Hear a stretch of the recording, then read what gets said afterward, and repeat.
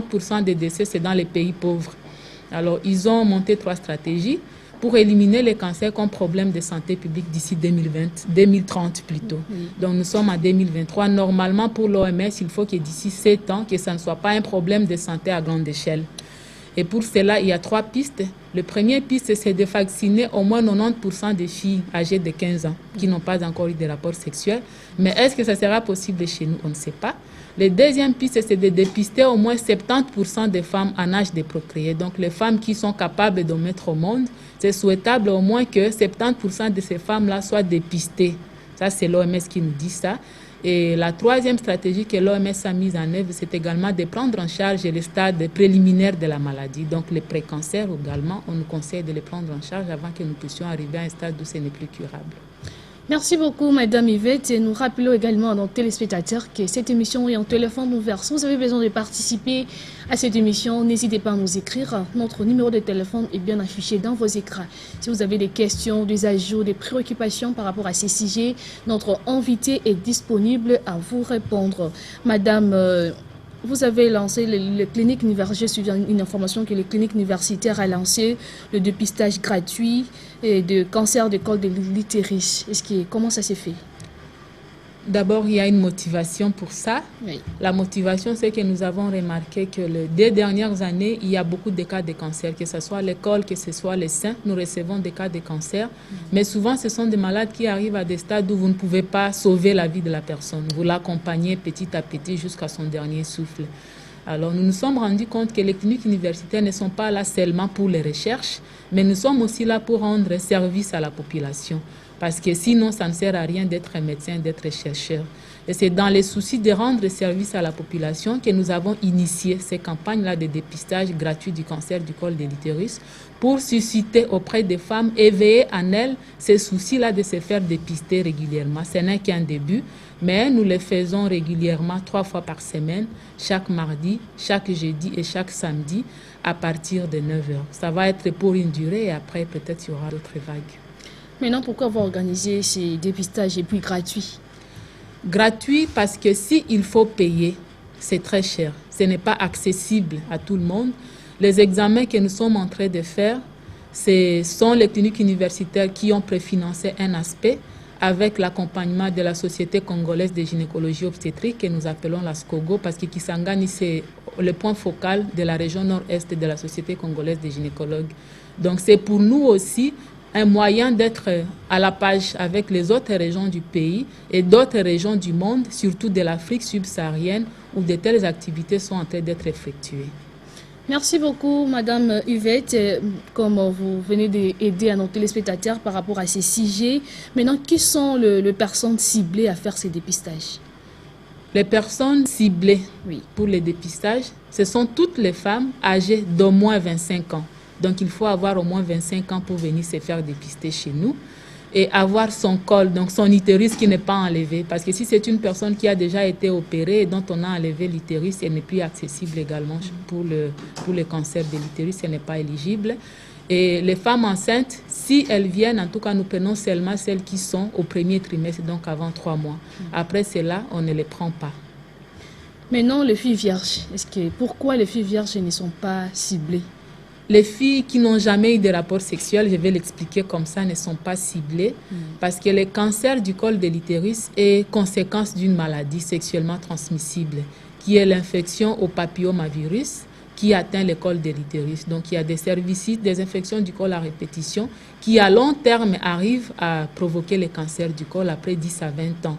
Si une fille n'a jamais eu de rapport sexuel, déjà, on ne va pas avoir la possibilité de faire l'examen, de prélever l'échantillon parce qu'on ne va pas placer le matériel approprié pour quelqu'un qui n'a jamais eu de rapport sexuel.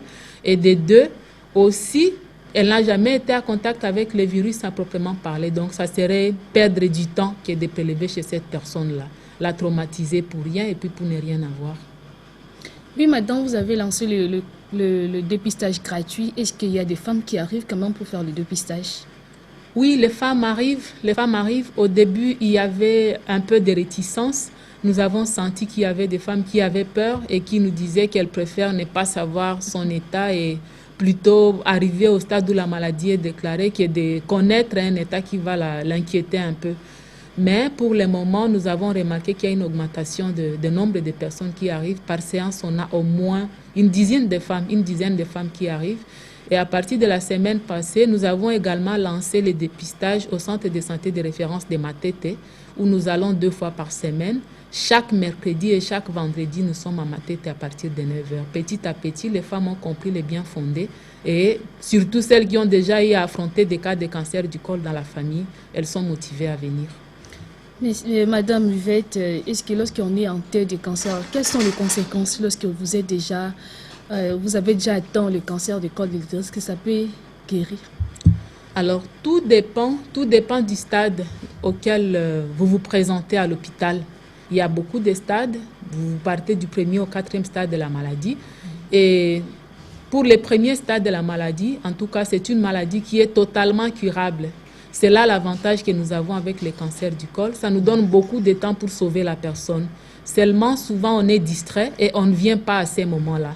D'où aussi notre motivation de faire le dépistage chez des personnes qui n'ont pas de signes de la maladie. Parce que c'est un moment crucial pour sauver la personne et prolonger sa vie. Mais au stade tardif de la maladie, comme nous avons dit, ça devient difficile de sauver la personne. Et parmi les conséquences que nous avons à ce stade-là, à part le saignement abondant qui va amener à l'anémie, parce que la baisse du sang va amener à ce que cette personne-là puisse être pâle, elle n'a pas assez de sang. La maladie va également atteindre d'autres organes. Ça peut atteindre les organes pelviens, ça peut atteindre les vagins, ça atteint le rectum, donc l'anus. Et il y a des femmes même qui nous sont... Je me souviens, il y a une femme qui nous est arrivée avec une fistule parce que la maladie a quitté le col et finalement, ça a rongé également donc la limite avec le rectum. Et à ce moment-là, nous avons également eu des fistules chez cette dame. Et au stade ultime, la conséquence redoutable, c'est le décès, qui est inévitable si la personne arrive à un stade où on ne peut plus rien faire. Merci beaucoup. Je rappelle plutôt à nos téléspectateurs que notre mission est en téléphone ouvert. Si vous avez des questions, c'est vraiment si j'ai intéressé parce que la santé n'a pas de prix. Mieux vaut prévenir que guérir, dit-on. Donc, il faut essayer de bien poser des questions. Peut-être moi, je n'ai pas la chance de poser toutes les questions que vous en avez. Si vous avez des questions, des préoccupations par rapport à ces sujets sur la lutte contre les cancers du col de l'utérus, n'hésitez pas à nous écrire.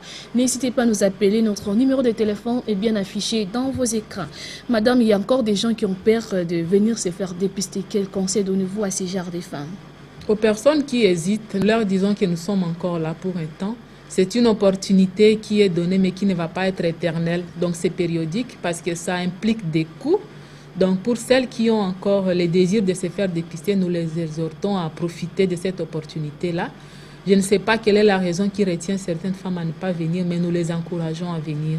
Et pour celles qui ne sont pas venues ou bien qui ne viendront pas parce qu'elles ne sont pas informées, en tout cas, nous allons les encourager dès qu'elles vont apprendre qu'il y a une autre opportunité, que ce soit aux cliniques universitaires ou bien dans une autre formation de santé pour leur bien, c'est mieux de se faire dépister parce qu'à ces moments-là, vous ne perdez rien, au contraire, vous gagnez. Oui, madame, mais vous avez dit quelle est la durée de ce dépistage? Alors, initialement, c'était prévu que la campagne de dépistage puisse prendre fin le 25. Ça signifie dans 2 jours. Mais nous avons vu qu'il y avait une lenteur au début. Pour le moment, on a un engouement de personnes qui commencent à venir. Ce qui fait qu'aux cliniques universitaires, avec la direction médicale, nous sommes en train de voir la possibilité de prolonger pendant 2 semaines pour offrir la possibilité aux retardatrices de venir se faire dépister. Par contre, au centre de santé de référence de Matete, là, nous allons continuer jusqu'au 17 mars parce que nous avons commencé le 17 février. Donc, ça va prendre 1 mois pour que les personnes aussi de ces coins-là puissent se faire dépister. Nous avons remarqué qu'il y en a qui ont peur de venir parce qu'ils ont peur de la distance. Ils trouvent que les cliniques universitaires sont loin situées. C'est comme ça qu'on s'est dit, nous descendons sur terrain, nous allons vers les femmes. Comme ça, elles n'ont pas cet argument-là à brandir pour rater cette opportunité combien appréciable et profitable pour elles. Donc, à part le clinique universitaire, c'est seulement Matete qui est votre centre pour se faire dépister? Comme il s'agit d'une première aventure pour nous, d'une première activité de ce type-là pour les cliniques universitaires, on ne pouvait pas commencer partout à la fois.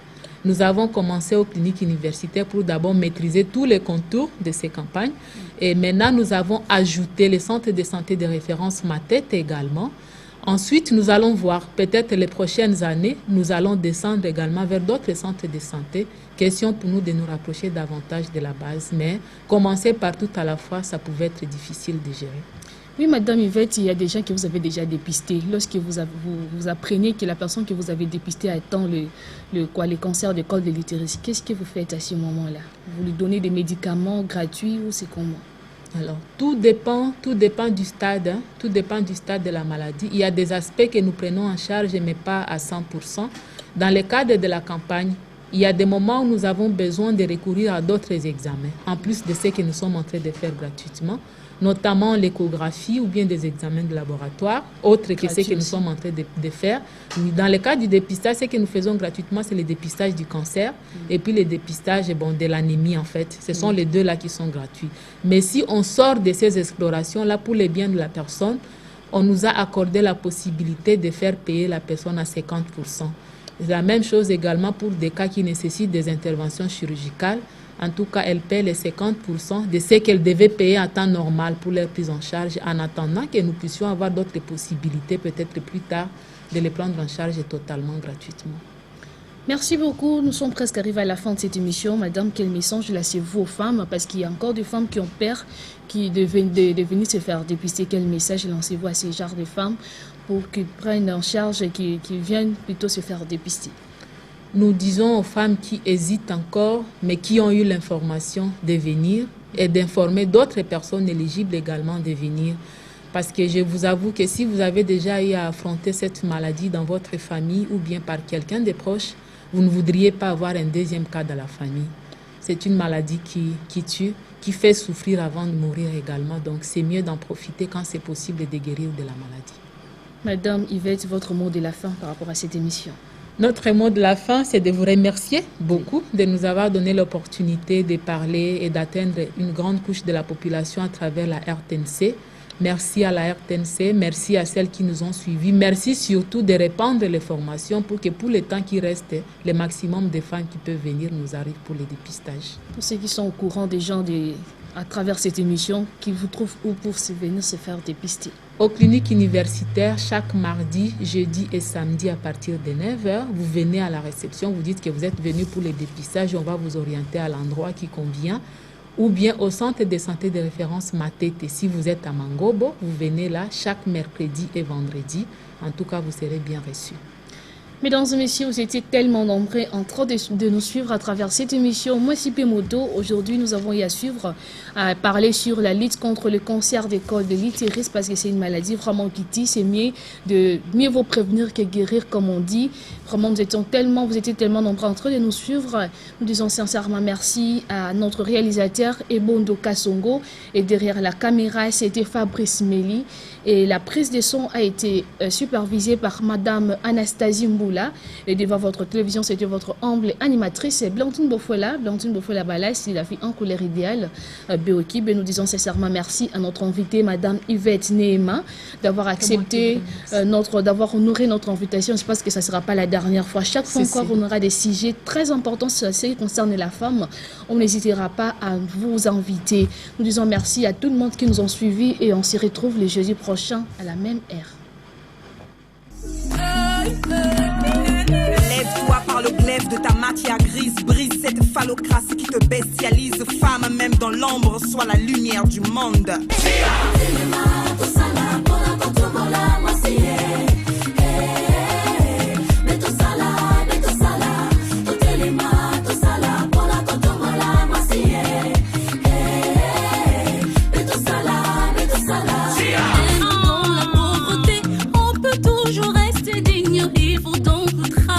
Pour ne plus être une victime. C'est plus fort que tu le penses. Apprends à vivre ton indépendance. Fais valoir tes droits.